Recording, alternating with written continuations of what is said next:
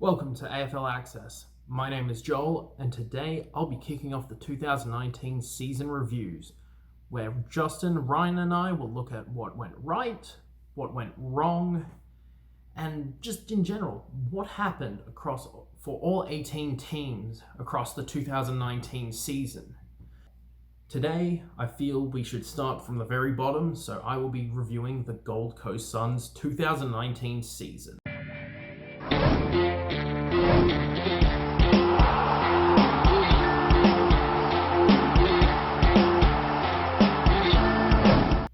This season, like a lot of seasons beforehand for the Gold Coast Suns, looked very promising at the start of the year and then just completely capitulated by the end of the season, leaving them lowly in the doldrums of the AFL's basement. But this year, they won the Wooden Spoon outright with only 3 wins and 19 losses, and depressingly enough, an 18-match losing streak. At one stage, they were 3-1. That being said, most of their victories were by under a goal, so they could have just as easily been 0-4. Their first loss to St Kilda in round 1 was by only a single point, and they played really hard. They're young and hungry and want to win, but unfortunately they just couldn't come up with the chocolates. They managed to win 3 straight before getting their asses absolutely handed to them by the Crows in round 5. And that kind of just set off a chain of events where they would lose, again, 18 straight. Even during their 18-game losing streak, they still managed to compete. Well, some of the times, they managed to compete at various stages of the year. Only three of their losses were only under 2 goals. Sure, the rest were total drubbings and completely one-sided, but, there was some form there. It wasn't just a complete drop-off across all 18 weeks. But one thing you are seeing now is that a lot of players are signing for the Gold Coast Suns, especially a lot of their young, promising players, so they're staying up there for a couple of years longer as to create some coherency and consistency in the lineup so they'll be able to compete and develop more frequently. Players like Isaac Rankin, Peter Wright, Ben Ainsworth, Darcy McPherson, and a couple others I forgot. They have all extended contracts through to about 2022, so they're going to stay on the Gold Coast for another couple seasons.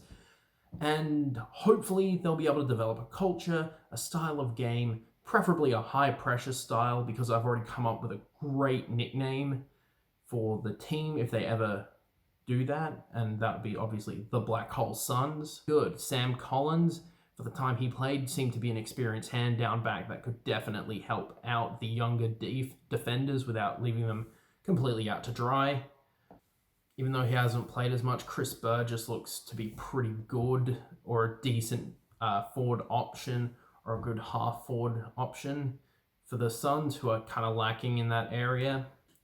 I feel some players have flown under the radar with regards to the Gold Coast, especially players like Alex Sexton, who is their leading goal kicker with 39 goals in total, which he's been a pretty good medium to small forward option, which I mentioned in the mid-season reviews. And again, I still reiterate, if there was a second tier All-Australian team, I think he would be firmly entrenched in that because he's been a really good attacking option forward, or the only attacking option forward. And even though Peter Wright got dropped for a couple games down the stretch, I still think he is a fantastic option up forward. Same with returning Sam Day, who came back from multiple injuries and scored 11 goals in about 7 or 8 games. So he'll be a useful hand going into the pre-season. Both Ben King and Jack Lukosius have also looked pretty solid in their debut seasons. Ben King even winning a nomination for the Rising Star with a 4-goal performance a couple weeks back.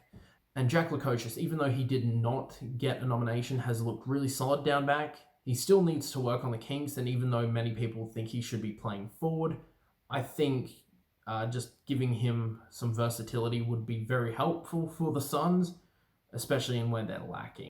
One stat that's kind of flown under the radar is that Jared Witts, who honestly is been the Suns' best player, broke the hit-out record, beating out Todd Goldstein and Max Gorn's records from a couple of years ago. So that's pretty impressive, and one thing that doesn't really get brought up a lot by the media, mostly because it's Gold Coast and everyone just expects them to be bad. But then again, you do have Jared Witts, who, like I said, head and shoulders, literally and figuratively, the best player on the team.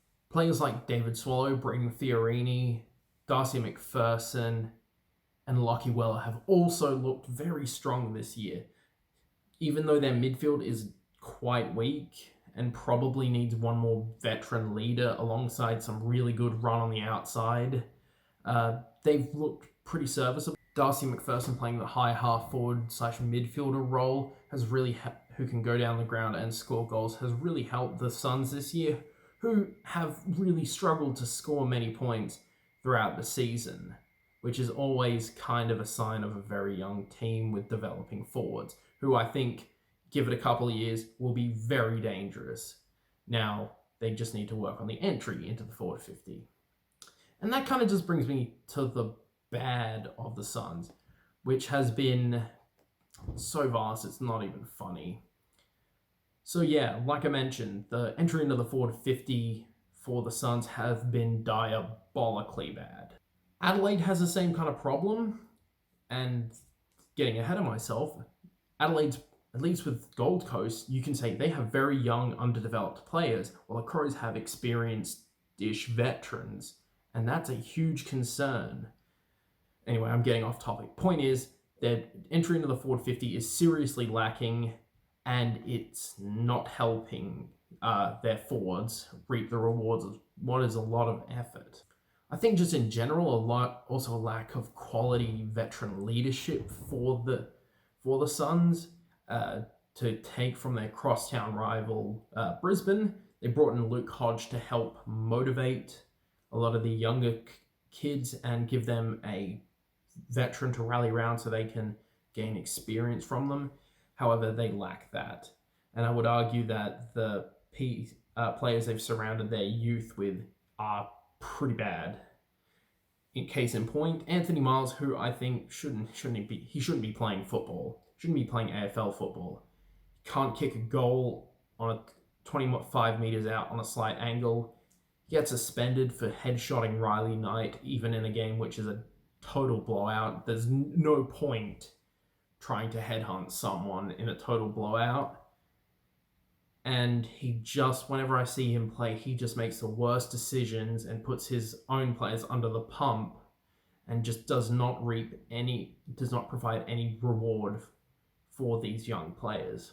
Also, the defense can kind of get absolutely hided from time to time, which happens a lot with young defenses. And I think there's some real talent down there. But again, it just gets absolutely overrun with the midfield unable to get the ball back. And the forward lines also suffers with the midfield's inability to win ball and use it effectively. Like I said, a lot of the veteran leadership to help support the young guys hasn't worked. And honestly, I feel like they should just go to the trade block and try and get veteran leadership to help them out and create some structure, especially in the forward line, to nurture forwards like Peter Wright, Ben King, and if they decide to chuck him forward, Jack Lukosius. Isaac Rankin hasn't even played a game for them, which also brings up a huge issue that I feel is not really acknowledged by the wider media, but as of writing and recording this, they have 11 players with season-ending injuries. Now, that is catastrophic. Some teams don't really have an excuse to be bad, but when you're missing so many players and that amount of depth, it really cripples you. And honestly, a lot of these players, they might not have gotten a shot, but it would have definitely helped having the depth for throughout the season. Even then, you also had players miss multiple weeks with injuries. Ben Ainsworth, I'm pretty sure, missed maybe 7 or 8 weeks. There has just been a lot of inconsistency in the sides, especially from the players who probably need the development most. If I were to overall give the Gold Coast Suns season a grade, I would give it a 2 out of 10. As with many years with the Gold Coast, it was a year of shocking promise that completely capitulated into abject failure and them still in the basement after all these years. But with that being said, I honestly believe that in a couple of years they'll get it together. I mean, a lot of people probably didn't see Brisbane coming out firing like they have this year, and it took a couple years of pain to get them to that stage. Even a number 1 draft pick, which should really go a long way to help. Anyway, if you think I'm totally off about the Suns and think they will be the perennial dumpster fire of the AFL, please leave a comment in the comment section below and let me know where I've gone wrong. If you enjoyed this content and want to see more, please subscribe and click the bell to stay notified of all new content.